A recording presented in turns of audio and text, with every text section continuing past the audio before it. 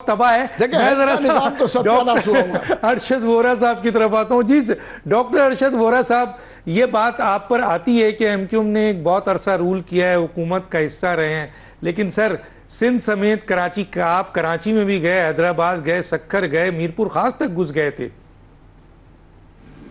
Doctor साहब, अब please मुझे ये बहुत सारे सवालात हो गए, इनके जवाब भी देने और बहुत सारी चीजों जी बिल्कुल, बोलिए बोलिए बोलिए बोलिए।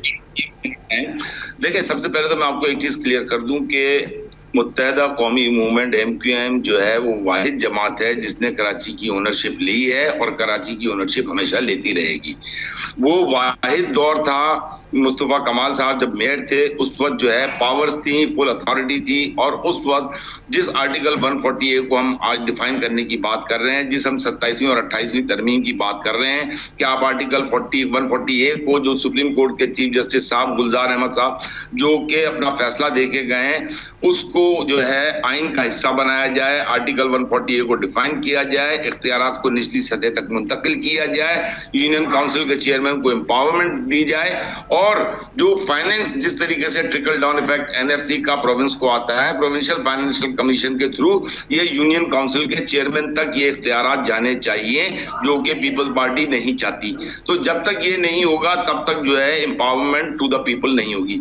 दूसरी बात मैं आपको ये बताऊं कि जिस दौर की मैं बात कर रहा था, जब ओनरशिप इस शहर की विद पावर थी, तो उस वक्त कराची जो है वर्ल्ड इकोनॉमिक फोरम पे दुनिया के 12 तेज रफ्तारी से तरक्की करने वाले शहरों में शामिल था। ये वो कराची है जो कि उस वक्त एमक्यूएम के दौर में, ये मैं नहीं बोल रहा, ये हकायक पर अपनी रिपोर्ट्स बोल रही हैं कि वर्ल्ड इकोनॉमिक फोरम की रिपोर्ट थी कि 12 तेजी से तरक्की करने वाले शहरों में शामिल था। अभी मेरे भाई ने कहा कि पंजाब जो है दुनिया के 170 मुल्कों से बड़ा सूबा है, तो मैं उनसे कहूंगा कि आप ये भी देख लें कि कराची दुनिया के 128 मुल्कों से बड़ा शहर है। एक शहर दुनिया के 28 मुल्कों से बड़ा है।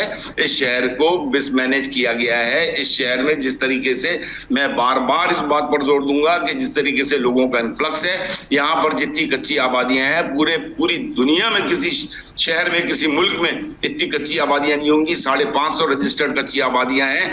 एक झुग्गी शुरू होती है लियारी एक्सप्रेसवे के नीचे या किसी मैदान में, और वो 2 साल बाद आप देखें तो सैकड़ों झुग्गियों में कन्वर्ट होके वहां पे एक गोड बन चुका होता है। ये एक कंटिन्यूस प्रोसेस है, इसको रोका नहीं जा रहा, इससे जमीनों पर कब्जे हो रहे हैं। ये कौन करवा रहा है? ये क्या इलाके के एसएचओ को नहीं पता कि ये यहाँ पे जो है ये झुग्गी और ये लोगों का इन्फ्लक्स जो आ रहा है? अभी बात हो रही थी कि थर से कंपैरिजन कर रहे थे।